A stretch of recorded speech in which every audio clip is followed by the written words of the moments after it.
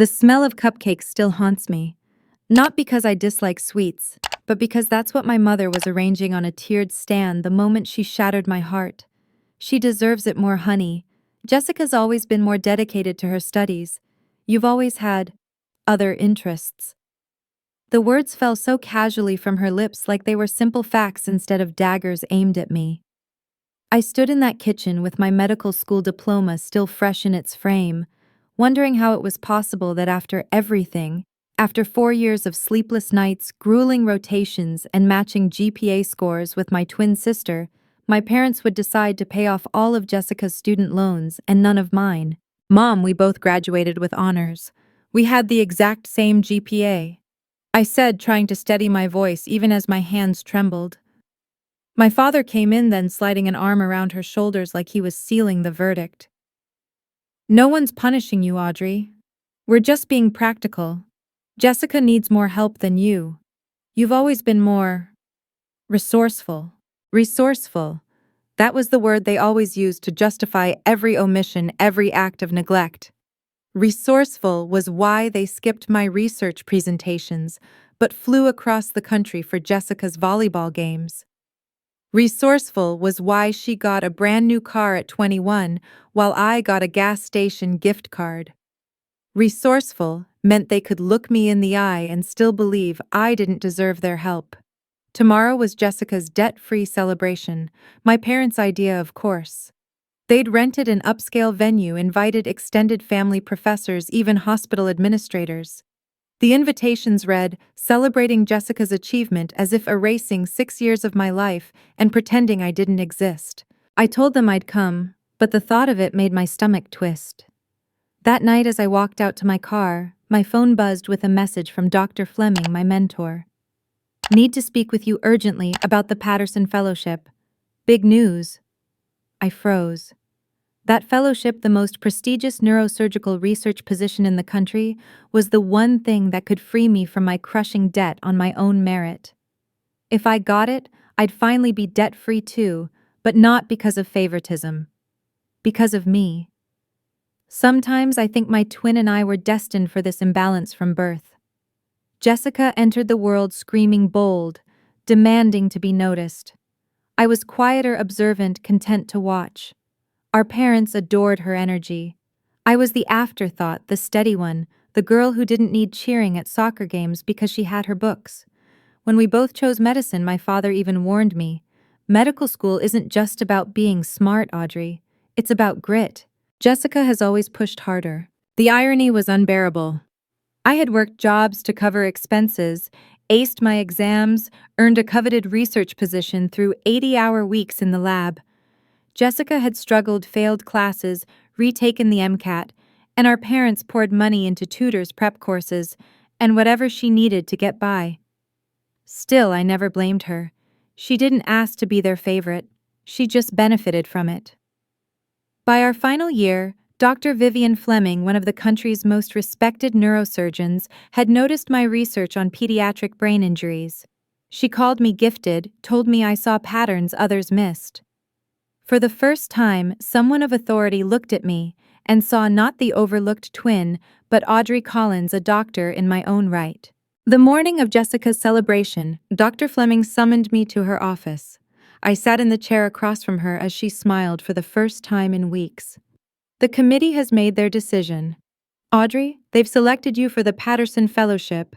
Congratulations, Dr. Collins." The words barely registered.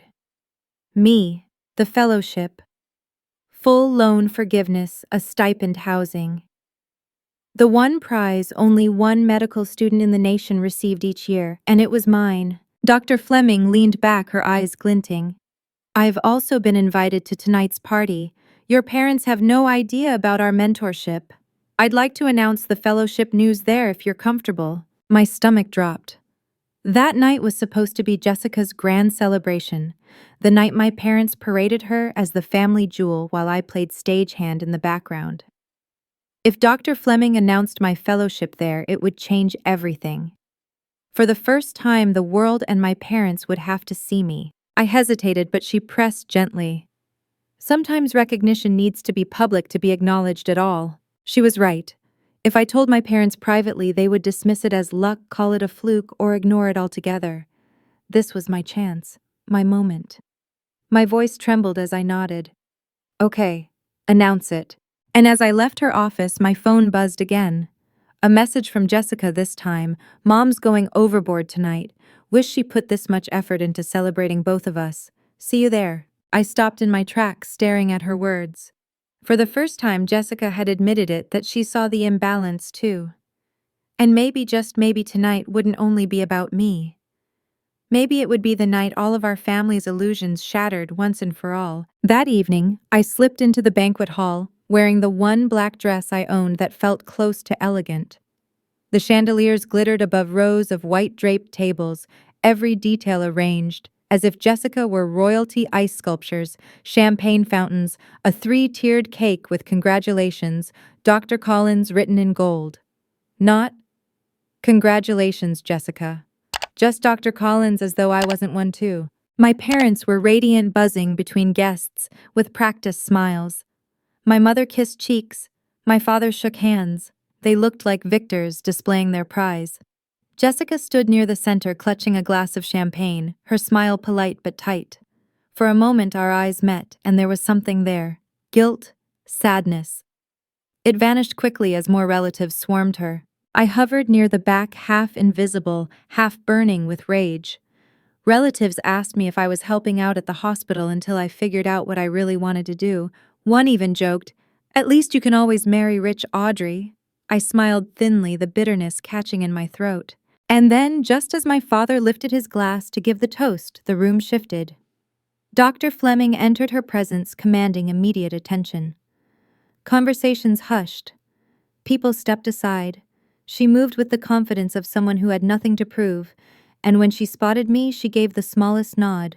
My father's speech began a syrupy string of clichés about Jessica's brilliance, her unique perseverance, the sacrifices the family had made.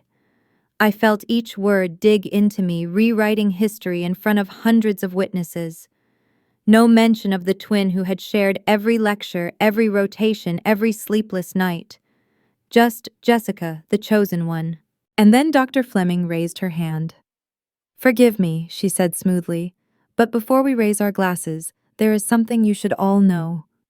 The room stilled. My mother's smile faltered. Jessica froze. "Tonight, we celebrate Dr. Jessica Collins, who has indeed accomplished much. But I am here to share news about her sister, Dr. Audrey Collins."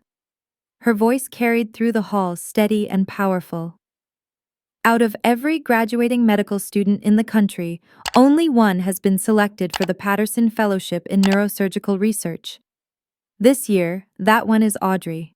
Gasps rippled through the room. Glasses clinked against tables. Someone muttered, "The Patterson Fellowship." My father's face turned the color of paper. My mother's mouth opened and closed like a fish. And Jessica. Jessica set down her glass slowly, her eyes locked on me, something unreadable flashing across her face. Applause erupted, hesitant at first, then stronger. Dr. Fleming smiled at me, pride shining. Audrey's work on pediatric brain injuries is already changing the way we understand treatment. The fellowship provides full loan forgiveness, housing, and a national platform. She is not just accomplished, she is extraordinary. For a moment, I couldn't move. My chest tightened, my throat burned. Years of being unseen dismissed second best, and suddenly the entire room saw me. Not as Jessica's twin, not as the resourceful one, as Dr. Audrey Collins. My mother tried to recover, clapping with a stiff smile, but her eyes betrayed her fury. My father muttered something about timing, about upstaging, and then Jessica walked toward me, her heels clicking like gunshots against marble. I braced myself for venom, for jealousy, for a fight. But when she reached me, she leaned in and whispered, "Just for me, finally." The single word shattered me more than any insult could have. Finally. She had seen it all along, the favoritism, the erasure, the injustice. And maybe she had been waiting for this moment too. As the night wore on, relatives swarmed me with questions. Professors shook my hand. Even hospital administrators sought me out, suddenly eager to know the girl they had overlooked. For the first time, I wasn't invisible. But beneath the triumph was a deeper fracture. My parents didn't approach me once. They clung to Jessica, smiling too widely, laughing too loudly, as though pretending the evening hadn't slipped from their grasp. The distance between us was now a chasm, and I knew nothing would bridge it again. That night, as I left the banquet hall, Jessica caught my arm. Her eyes glistened. "Audrey," she said softly, "they should have celebrated us both, I'm sorry." I swallowed the lump in my throat, unsure whether to comfort her or collapse into her arms. But before I could answer, my parents appeared stiff and cold. My mother's voice was sharp, cutting through the fragile moment. "We'll talk about this at home." I knew then that the real reckoning hadn't even begun. The drive home was suffocating. My parents sat in the front, whispering furiously to each other, while Jessica and I rode in silence in the back seat. Streetlights flickered across her face, and I caught the way she kept glancing at me, as if she wanted to say more, but couldn't find the words. My chest was still buzzing from Dr. Fleming's announcement, but beneath it all, dread pooled heavy in my stomach. When we pulled into the driveway, my father didn't even wait for the car to stop before turning to face me. "That was inappropriate, Audrey," he snapped. His voice was sharp, stripped of the celebratory warmth he'd lavished on Jessica all evening. "That was Jessica's night. You had no right to take it from her." The words stung, but not because they were true, because they were the exact opposite of truth. I felt heat flood my cheeks. "I didn't take anything. I earned it. Do you even understand what the Patterson Fellowship is?" My mother whipped around, her eyes icy. "We understand enough. You embarrassed this family. Jessica has always needed our support, and tonight was meant to highlight her perseverance.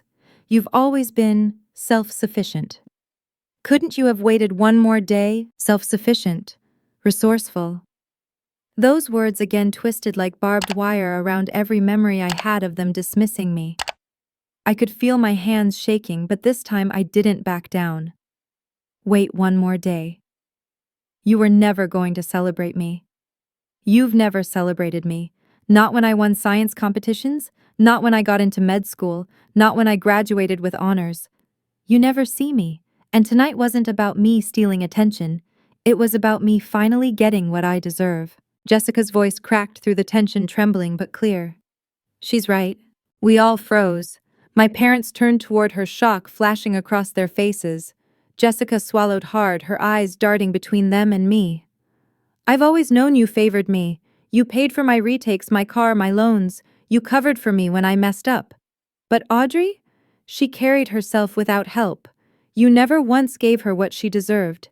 And now she's earned the most prestigious fellowship in the country, and you're angry because it wasn't me." Silence pressed down like a storm about to break. My father's jaw clenched, his eyes dark. My mother's lips thinned into a hard line. "Jessica," she said finally, her voice low, "you don't understand. Audrey doesn't need us the way you do. You've always been delicate. She's always been—" Her gaze flicked to me, searching for a word before spitting it out like venom. "Cold." The word sliced me open. Cold. That was how they rationalized it all, that my independence was indifference, that my silence was absence of feeling. I wanted to scream that my so-called coldness was survival, a shield against decades of neglect. But my throat tightened, and no words came out. Jessica stood, then her hands clenched at her sides. "No, she's not cold. She's strong, stronger than any of us. And you two are too blind to see it." Her voice trembled, but her eyes were blazing. "I'm done being the excuse for how you treat her. I won't let you use me as the reason anymore." The air was electric, heavy with the weight of truths we'd all buried. My parents looked at her as if she'd just betrayed them. My father's voice was measured, almost dangerous. "Jessica, go to your room. We'll discuss this later." But Jessica didn't move. She looked at me, her eyes wet but determined, then walked past them and out the front door instead. The slam echoed through the house, rattling the picture frames on the wall. For the first time in my life, I felt like Jessica and I were standing on the same side of the line. But it also meant that the fragile facade of our family had cracked, maybe beyond repair. And as I climbed the stairs to my room that night, the fellowship letter in my bag, And Jessica's whispered finally still ringing in my ears, I realized something I hadn't let myself believe until then. This wasn't just about money or favoritism, or even recognition. This was about survival, about reclaiming the pieces of myself they had tried to erase all my life. The house felt different the next morning, quieter, heavier, like the walls themselves were bracing for impact. My parents moved around the kitchen stiffly, their voices hushed but sharp, while I sat at the table with my untouched coffee. Jessica hadn't come home that night. Her absence hung in the air like a challenge neither of them wanted to acknowledge. Finally, my mother turned to me, her expression brittle. You need to talk to Dr. Fleming. Tell her not to make such a spectacle of you again. I stared at her, disbelief washing over me. A spectacle. She announced one of the most prestigious fellowships in the country, Mom. That wasn't about spectacle. That was about achievement. My father slammed his newspaper down, his voice rising. Achievement doesn't excuse disrespect. Jessica's celebration was ruined because of you. I felt something inside me snap. No, it was ruined because you can't stand to see me succeed. You've spent our whole lives pretending I don't exist unless it's convenient. And when someone finally shines a light on me, you call it disrespect. Do you hear yourselves? The silence that followed was thick, but my mother's eyes narrowed, cold and cutting. We gave you everything we could, Audrey. Roof over your head, food on your plate, education. If that wasn't enough, maybe you're the ungrateful one. Ungrateful. The word twisted in my chest like a knife. After years of secondhand attention, after scraping together scholarships and late-night jobs while they funneled resources into Jessica, I was ungrateful. My hands trembled as I pushed back my chair, the screech echoing in the kitchen. You didn't give me everything. You gave me the bare minimum and expected me to thank you for it. You paid off Jessica's debt and left me drowning in mine. Don't you dare call me ungrateful. Before they could answer, the front door creaked open. Jessica stepped inside. Her eyes red but steady. She looked at me first, then at them. I stayed at a friend's last night. I needed space. Her voice shook, but there was steel beneath it. And I've made a decision. If you don't treat Audrey the same way you treat me, I'm done. Don't expect me at holidays. Don't expect me at family dinners. I won't play along anymore. My mother gasped, her hand flying to her chest. Jessica, don't be dramatic. But Jessica cut her off. No, Mom. I'm serious. I won't let you pit us against each other for the rest of our lives. You may have chosen me as your favorite, but I'm choosing her. I'm choosing my sister. Tears stung my eyes as I looked at her, my twin. The girl who had always stood in the spotlight while I lived in the shadows. For the first time, she was standing beside me, not ahead of me. My father's face was a storm of anger and disbelief. You'll regret this, Jessica. Family is family. You don't turn your back on it. Jessica's voice softened, but her words landed like a blow. Family doesn't turn its back on you either. And you've been turning your back on Audrey for years. The room fell silent. My parents looked smaller somehow, as though the power they'd wielded so easily was slipping through their fingers. That afternoon, Jessica packed a bag and came with me to my apartment. She sat on my couch, her knees pulled up, and whispered, I can't undo what they did. But I see it now, and I'm with you. For the first time in years, I didn't feel alone. The fellowship, the recognition, even the anger, none of it compared to the quiet relief of finally being seen by the one person who mattered most. But I also knew this was just the beginning. My parents weren't going to let go of their narrative so easily. They would fight to hold on to the illusion they'd built, and I had to decide if I was ready to burn that illusion down once and for all. The weeks that followed were some of the strangest of my life. On the surface, things looked brighter than ever. I had secured the Patterson Fellowship, news outlets had run short features on my research, and professors who had once overlooked me now sought me out in hallways with warm congratulations. But beneath the glow of achievement, my family ties were unraveling thread by thread. My parents barely spoke to me. When they did, it was curt-clipped, as though every word cost them something. They still hosted dinners, still invited Jessica, but their eyes followed me with quiet resentment, as if my very presence had stolen something from them. And yet, ironically, I had never felt freer. Jessica, true to her word, spent more time with me than she ever had in our entire lives. She asked about my fellowship, about my projects, even sat through one of my lab presentations. One evening, over takeout containers and stacks of research papers, she admitted something that left me breathless. Audrey, she said, her voice low, sometimes I hated being the favorite. It wasn't fair to you, but it wasn't fair to me either. They put me on a pedestal so high I couldn't breathe. Every failure, every mistake, it was like the world was ending. I think they loved me in a way that wasn't really love at all. It was performance. For them. For everyone watching. I looked at her stunned. All these years I had believed she thrived under their spotlight, that she relished every advantage. But now I saw the cracks. She hadn't been free either. She'd just been trapped in a different cage. We sat in silence for a while, the weight of years pressing between us.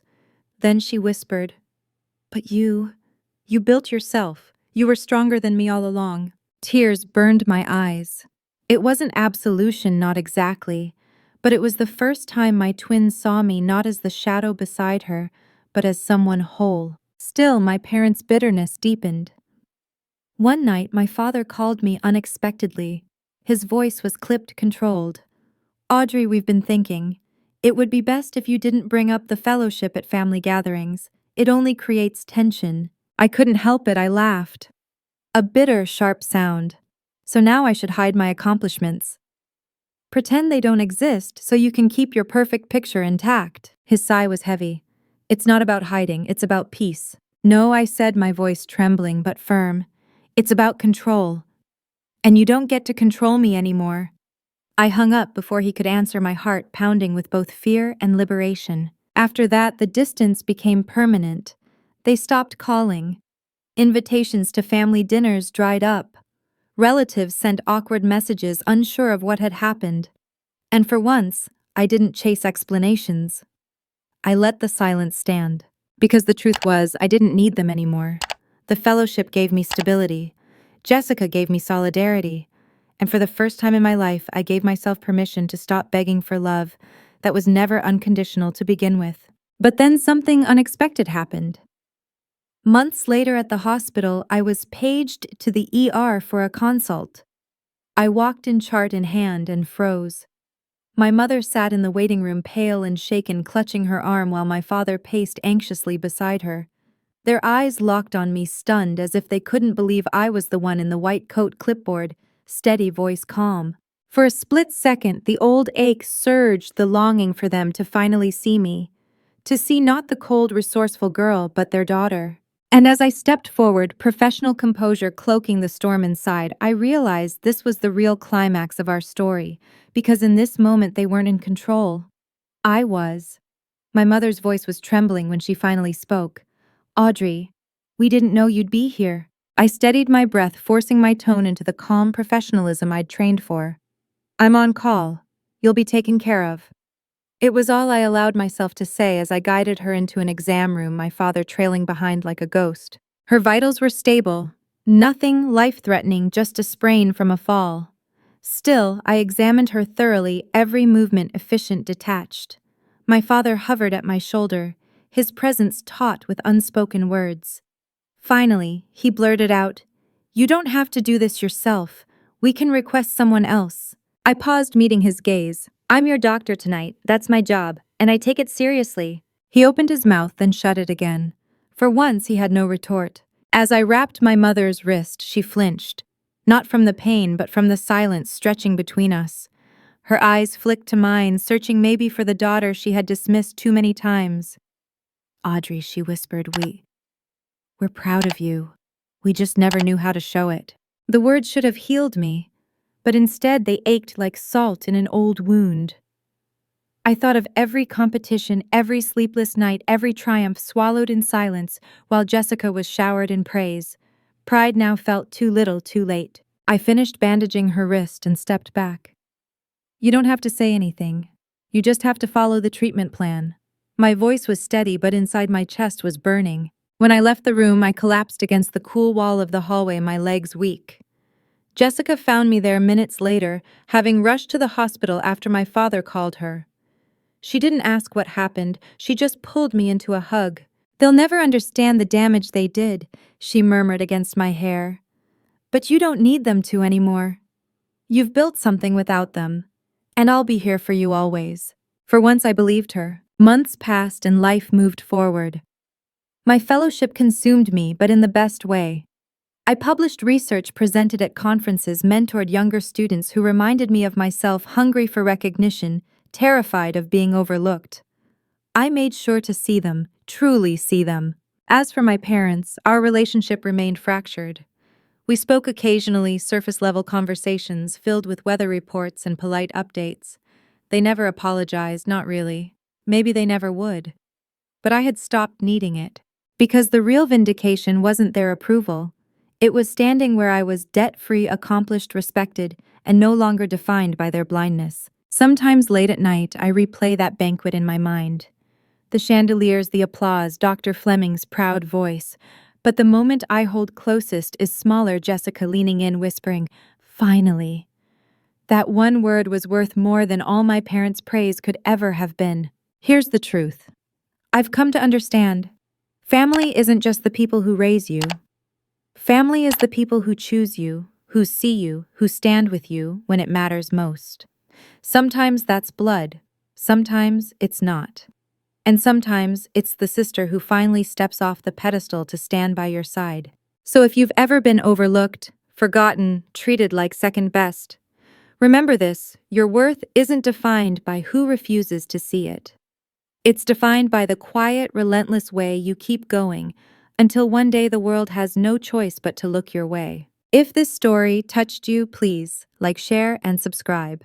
And in the comments, tell me, have you ever had to fight to be seen? I'd love to hear your story.